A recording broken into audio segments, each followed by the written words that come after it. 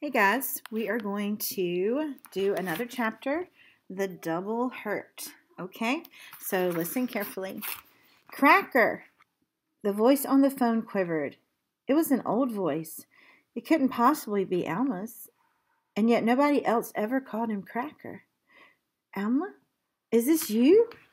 Yes. What happened? Are you okay? No. The voice was hers, and yet it wasn't hers. It was like a voice would sound when she was 90 years old and life wasn't good anymore. What's wrong? It's Billy Ray. The name and the way she said it turned him cold. He shivered in the overheated living room. He hurt you? It was a statement, not a question. Silence. Alma, did he hurt you? It wasn't me he hurt. Who then? Silence. Alma, who? Tell me. Nicole. The phone was suddenly so heavy, his arm was so weak that he fumbled the receiver. He said, "Oh, Alma." He was overcome with sadness, a kind of sadness he had not known even when his dad left for L.A. This was the kind of sadness he realized that comes when the whole world goes wrong, when it grinds down like a broken machine and you don't know that even if it does get started again, it will never work the same as it did before. I don't know what I'm going to do, Cracker. Can't you tell your mom? He tried to remember Alma's mother. He had met her several times, and Alma had taken him to her house a lot. But in his mind, her features were dimmed by a cloud of cigarette smoke. I don't even know where Mom is. Didn't I tell you? She went off to Kansas City with her boyfriend like 6 months ago. No, she didn't even leave me an address. Oh, I don't know what I'm going to do, Cracker. I just don't know what I'm going to do. I don't mind if he hits me. I told him so. I said, Billy Ray, just hit me all you want, but please leave Nicole alone. He hit Nicole? Jackson had asked again, and he had read in the paper and heard on the news about people who did hurt little children, but he'd never really believed someone would. I was supposed to take her to have her picture made, and I got her new outfit and ribbon and put it in her hair, and Billy Ray came in, and I never saw him so mad. He had fixed this man's car, and he had it running perfectly, and the bank called and said that the man had stopped the payment on the check, and the man said that the car never made it home. He said the engine died in the fast lane of I-85, and Billy Ray had $146 in parts in that man's car. That's $146 out of Billy Ray's pocket. I know.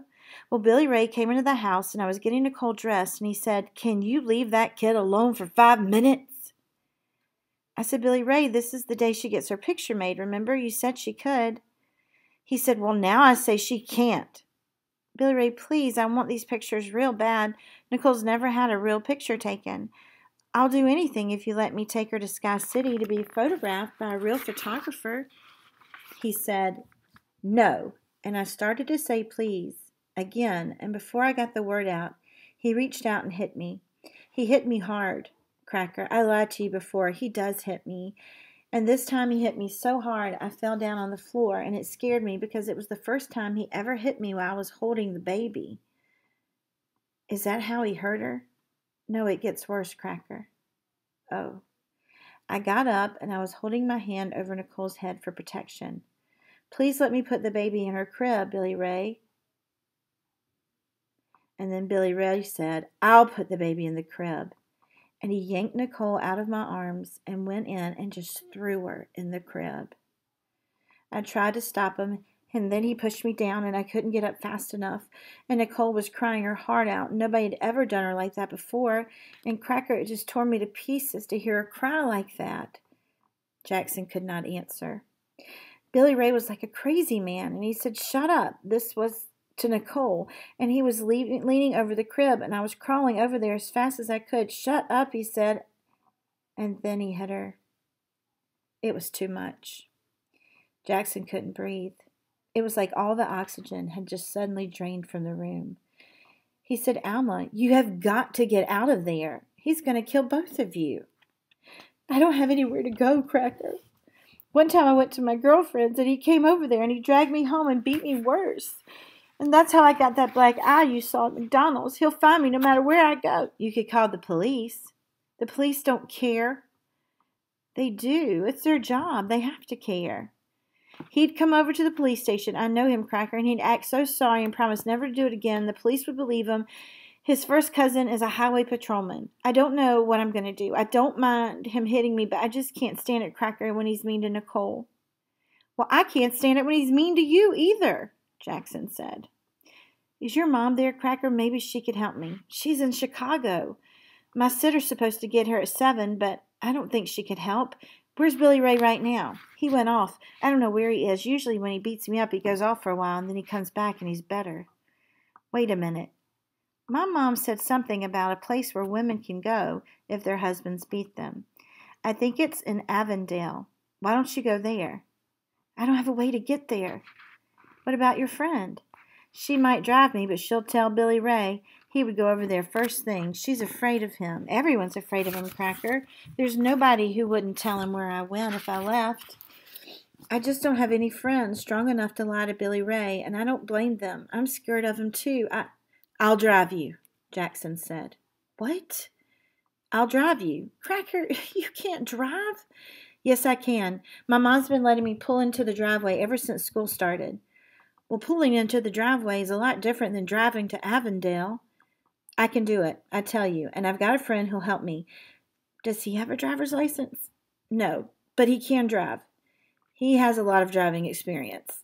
Who is your friend, Cracker? Would he be willing to go, and would he tell Billy Ray? What's his name? Jackson swallowed hard, gulping down air so he could bring up the name of his friend. It's Goat, he said. Wow, that sure took a turn. When you're reading a book like this, and wouldn't you say that as we were traveling through this story, let me get my little piece of paper here. Get one right here. Okay.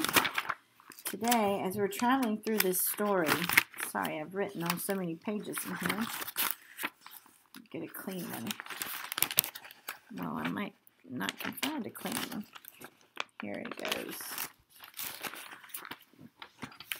That I want to talk about plot. And I know you've talked about it before, but the book Cracker Jackson is just so excellent at actually showing you clear plot. So if you'll remember, when we started the story, it might have been a little boring. It was about Cracker, and it introduced Goat, and we knew it was in just a neighborhood. We could tell by some of the vocabulary they used that the setting. And so this was the first stage of the book. And then the book started getting better and better as we started to learn more about the problem in the story. And then right now, woo-wee, this is some serious stuff. I mean, that's some big deal. And Jackson is willing to help her and to drive. And I mean, it just sounds crazy. But this is where the problem and the characters come face to face. This is called the climax. And that's where we are in our book right now. We're in the climax.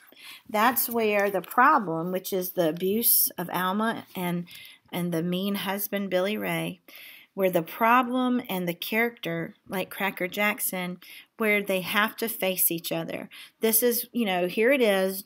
Everything Jackson feared is true, and now he has to face it.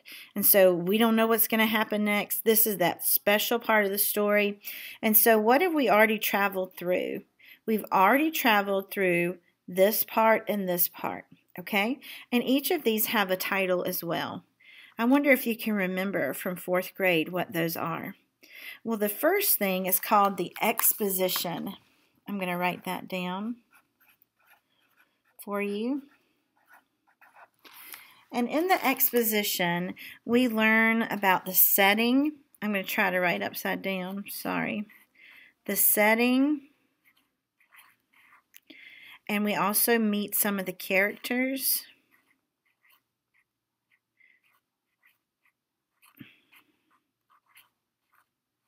Okay? And also, we kind of get a feel for the point of view. In other words, how's the story going to be told? Whose point of view? Okay? And as we read, we realized that this is a narrator telling us about Cracker. It isn't me or I, it's Jackson, or Goat said, or this was the first time Jackson had ever heard that. And so this is actually written in a third person point of view. So I think I'm going to make a note of that, right? Oh, did I do that backwards? Yep, sorry. Upside down doesn't work very good for me. This is third person. Okay, very good. And then this, as it started to get better and better and better, this name makes perfect sense. It's called the rising action. And here we discover the problem. Okay, the rising action. And this is where we figure out or we hear about the problem. And we definitely knew what the problem was in this story pretty early on. And so now we're here. And we don't know what's going to happen. It sounds like Jackson, who's about your age, is about to drive this woman to another town. I hope that none of you would ever do something so foolish or dangerous. But you have to kind of admire Jackson for trying to help, even though he's pretty young. So we'll take a look at that. You'll have another chapter to read tomorrow, Wednesday. And we'll learn about these next two phases as we enter them through Cracker Jackson.